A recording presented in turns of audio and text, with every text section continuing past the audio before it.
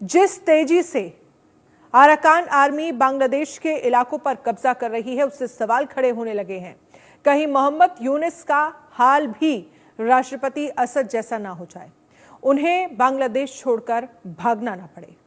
जिस हिसाब से म्यांमार बहुत एक्टिव मोड में आ चुका है, जिस हिसाब से म्यांमार अपने अराकान आर्मी को लेकर के पूरा कैप्चर कर चुका है, जिस हिसाब से म्यांमार की जो अराकान आर्मीज है, क्योंकि Arakan army is like very scary, और बांग्लादेश को बहुत अच्छे से समझ में आ चुका है कि अब वो बच नहीं पाएगा, क्योंकि एक तरफ भारत की आर्मी, क्योंकि अभी इस सिचुएशन पर अगर देखा जाए तो पूरी दुनिया में सबसे ज्यादा मिलिट्री अगर स्ट्रांग है तो वो भारत की स्ट्रांग है। इंडिया आपको माफी नहीं देगा।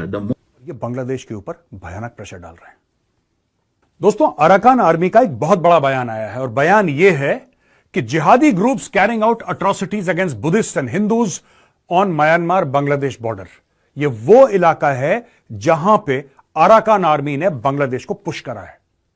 हमने आपको नदी के बारे में बताया था ना, सेम प्लेस। डॉक्टर यूनुस साहब को अगर देखा जाए तो उनका स्टेटस क्या है, ये सोच मैं थोड़े से अंदर के हालात बताना चाहता हूं कि वो किस डायरेक्शन पे जा रहे हैं।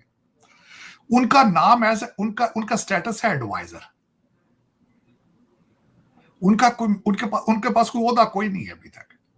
और दूसरा, उन्होंने डॉक्टर यूनुस साहब ने अगले दिन तकरीर फरमाई है, बड़ी कंट्रोवर्सल सी। उन्होंने कहा है कि हम रिफॉर्म करेंगे, हमारा काम है रिफॉर्म करना, हो सकता है उसमें 4 साल लग जाए।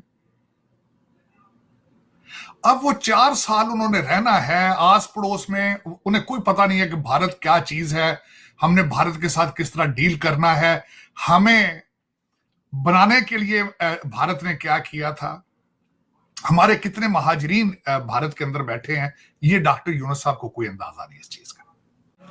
जय हिंद दोस्तों, पाकिस्तानी रिएक्शन वीडियो में स्वागत। दोस्तों, अराकान आर्मी ने बांग्लादेश को पूरी तरह ठोका है और कई इलाकों पर कब्जा कर लिया है, और उन्होंने ऑफिशियल बयान दिया है कि बांग्लादेश के रोहिंग्या मुसलमान और IS के आतंकवादी हिंदुओं पर और बौद्धों पर अत्याचार कर रहे हैं और उनका धर्म परिवर्तन करवा रहे हैं, इसीलिए वो ठोक रहे हैं।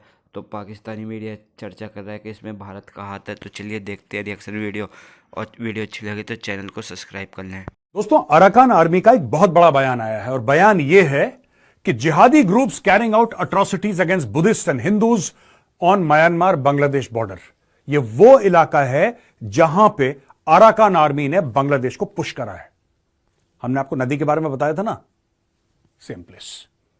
यह कह रहे हैं वहां पे मैसिव अत्याचार, बहुत बड़े पैमाने पे, बहुत बड़े स्तर पे हिंदुओं और बुद्धिस्ट के ऊपर लोकल्स अत्याचार कर रहे हैं।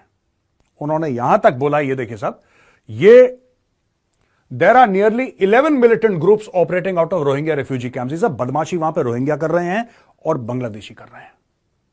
वहां पे कन्वर्जन के रैकेट चल रहे हैं, वहां पे हिंदुओं और बुद्धिस्ट को मारने के रैकेट चल रहे हैं, राइट। ये देखिए, killing, rape, kidnapping, kinds of torture, सारा का सारा काम वहां पे हो रहा है। और ये कह रहे हैं कि 11 मिलिटेंट ग्रुप है रोहिंग्या रेफ्यूजी कैंप्स में, जो रोहिंग्या रेफ्यूजीज हैं। भाई, इसीलिए मैं कह रहा हूं कि भारत में रोहिंग्या इतने सारे हम लोगों ने भर लिए। हमारे यहां पे जो एक्सट्रीम लेफ्ट वाले हैं, उनका भी दिमाग खराब है बिल्कुल एकदम। वो कहते हैं आ जाओ, स्वागत है तुम्हारा भारत में। ये बता रहे हैं अराकान आर्मी वाले कि ये लोग क्या कर रहे हैं, इनकी असली औकात क्या है, ये चाहते क्या हैं, ये हमें क्लियर होना चाहिए। Which include the Rohingya Solidarity Organization, RSO, Arakan Rohingya Salvation Army, Arakan Rohingya Army. Hundreds of people have died due to their atrocities. ये देखिए साहब, ये अब एक और बात दोस्तों, ये जो झंडा है ना, ये वाला झंडा, ये आपको पता है किसका है? ये झंडा है RSO का। RSO यानी कि Rohingya solidarity organisation, Rohingya solidarity organisation, समझ रहे हैं आप? और यह झंडा है दोस्तों अल-कायदा का। अब आप यह देख लीजिए, इसमें से अगर आप चांद निकाल दें, तारा निकाल दें, it is exactly the same. और यही चीज ये कह रहा है The RSO is alleged to have partnership with Al-Qaeda and Jamaat Islami. मैं कई बार आपको बोल चुका हूं कि असम के अंदर अलकायदा है। मैंने कई बार आपको बताया था इसी प्रोग्राम में इन द पास्ट, असम में अलकायदा है, बंगाल में अलकायदा एक्टिव है। यही चीज अराकान आर्मी कह रही है कि बांग्लादेश बॉर्डर पे ये पूरे इलाके में अलकायदा और Jamaat Islami, these are working hand in hand, ये हैंड इन ग्लव हैं, और ये यहां पे जो हिंदू हैं और बुद्धिस्ट हैं उनके खिलाफ कार्रवाई कर रहे हैं लगातार। यानी कि जो कुछ है, एक तो मार दिया लोगों को, जो बचे कुछ हैं उनको भी मारो, जल्दी से फटाफट मारो। According to a report by the Global Arakan Network, Islamists have used the Muslim population in Mungdaw as human shields and urged them to fight the non-Muslim population, Buddhists and Hindus. यह Arakan army कहती है। Arakan army यह कहती है कि साहब उस पूरे बॉर्डर के इलाके में इतना तनाव है, इतना ज्यादा दबाव है कि लोकल मुस्लिम पॉपुलेशन को यह बोला है कि तुम जाओ और तुम चढ़ दौड़ो बुद्धिस्ट के ऊपर, हिंदुओं के ऊपर, हम तुम्हारे साथ हैं। और दोस्तों ये 11 मिलिटेंट ग्रुप्स हैं जो ये काम वहां पे कर रहे हैं रोहिंग्या रेफ्यूजी कैंप्स में। और आपको पता है भारत में भी रोहिंग्या कैंप्स हैं इनसाइड इंडिया, जम्मू में, दिल्ली में, हर जगह भारत में फैले हुए हैं। और इसके अंदर से निकलेंगे अलकायदा वाले, मैं आपको आज बता रहा हूं। हम कुछ भी बोलते हैं ना, लोग कहते हैं कम्युनल, अब इनको भी बोल दो कम्युनल, इनको भी बोल दो अराकान आर्मी को, ये तो बुद्धिस्ट है, इनको भी तुम कम्युनल बोल दो, सबको कम्युनल बोल दो। जो देश की बात करे उसको बोलो कि ये कम्युनल बात कर रहा है, ठीक है।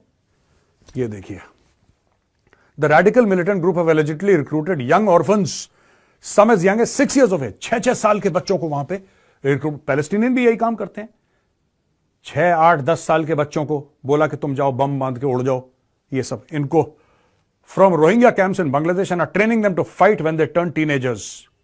ये देखिए साहब, वो अपनी फौज खड़ी कर रहे हैं वहां पे, और वो कहते हैं कि ये 6 साल की उम्र से इसका इंडोक्ट्रिनेशन होगा। आप बच्चे के दिमाग में जहर डालोगे 6 साल की उम्र से कि ये काफिर है, इसकी गर्दन काटो, तुम्हें ये वाला झंडा नहीं तो फिर ये वाला झंडा फहराना है हर जगह। That is what they are teaching young kids.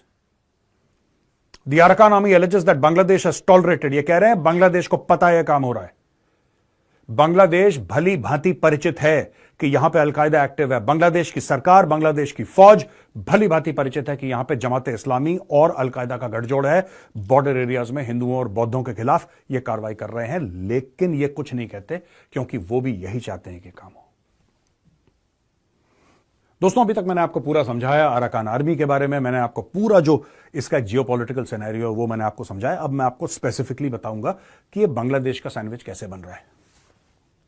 ये देखिए साहब, अगर आप यहां से देखेंगे हर जगह भारत ने इनकी बिजली बंद कर दी, भारत ने जो फूड एक्सपोर्ट था वो बंद कर दिया।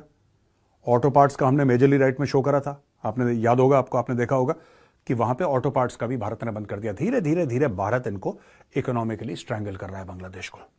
अच्छा, काम करके ये लोग खुश है नहीं, because they are not interested in working. ये फिर प्रोटेस्ट कर रहे हैं और लोग कह रहे हैं कि 5 अगस्त को चली गई शेख हसीना, तुम क्या प्रोटेस्ट कर रहे हो? आपको पता है परसों इनके स्टूडेंट क्या प्रोटेस्ट कर रहे थे वहां पे यूनिवर्सिटी के आगे? You will be shocked. ये कह रहे थे कि आवाज बहुत आती है, हम साउंड पोल्यूशन के खिलाफ प्रोटेस्ट कर रहे हैं। आई एम नॉट लाइंग, आप देख सकते हैं स्क्रीन पे। ये साउंड पोल्यूशन के खिलाफ प्रोटेस्ट कर रहे थे और लाउड स्पीकर पे सपना चौधरी का गाना चला रखा है ना। सपना चौधरी का गाना जोर जोर से चला के कह रहे हैं हमें साउंड पोल्यूशन पसंद नहीं है। तो ये बांग्लादेशी, ये these are lazy people, they don't want to work, they are not interested in working.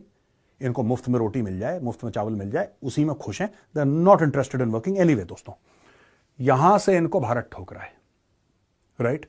इनके अंदर से इकोनॉमिक हालात बहुत खराब हैं, यहां से अराकान आर्मी इनको ठोक रही है। और दोस्तों, मैं आपको 1-2 और बातें बताऊं। म्यांमार के अंदर ही 15-20 ग्रुप्स हैं जो एक्टिव हैं और बड़े सॉलिड। मैंने सिर्फ 3 का नाम आपको बताया, 15-20 ग्रुप्स हैं दैट आर हाईली एक्टिव। आपको यह बात भी पता है कि यहां पे मोहम्मद यूनिस जो है, मोहम्मद यूनिस, आपको यह बात पता है कि ये अमेरिकन डीप स्टेट का प्यादा है, ये उनका पालतू है मोहम्मद। जिस हिसाब से म्यांमार बहुत एक्टिव मोड में आ चुका है, जिस हिसाब से म्यांमार अपने अराकन आर्मी को लेकर के पूरा कैप्चर कर चुका है, जिस हिसाब से म्यांमार की जो अराकन आर्मीज है, क्योंकि Arakan army is like very scary, और बांग्लादेश को बहुत अच्छे से समझ में आ चुका है कि अब वो बच नहीं पाएगा, क्योंकि एक तरफ भारत की आर्मी, क्योंकि अभी इस सिचुएशन पर अगर देखा जाए तो पूरी दुनिया में सबसे ज्यादा मिलिट्री अगर स्ट्रांग है तो वो भारत की स्ट्रांग है, नेवी अगर स्ट्रांग है तो भारत की स्ट्रांग है, डिफेंस अगर स्ट्रांग है तो भारत का स्ट्रांग है, आर्मीज अगर स्ट्रांग है तो भारत की स्ट्रांग है। अगर आप गैजेट्स के बारे में बात करो, आप अगर डिजिटल के बारे में बात करो, आप अगर टेक्नोलॉजी के बारे में बात करो, आप अगर फाइटर जेट के बारे में बात करो, आप अगर अग्नि 5 के बारे में बात करो, आप अगर मुर्मुगांव के बारे में बात करो, आप अगर गोरखा गैंग के बारे में बात करो जो हमारी आर्मी में है, तो एक उसके बाद फिर फोर्ट विलियम में जो कमांडो है उनके बारे में अगर आप बात करो तो they are famous in world level. अगर बांग्लादेश में हम सिर्फ फोर्ट विलियम के जो कमांडो है और गोरखा गैंग को अगर हम उतार देते हैं बांग्लादेश में, हमास और फलस्तीन की तरह चटियल मैदान हो जाएगा बांग्लादेश।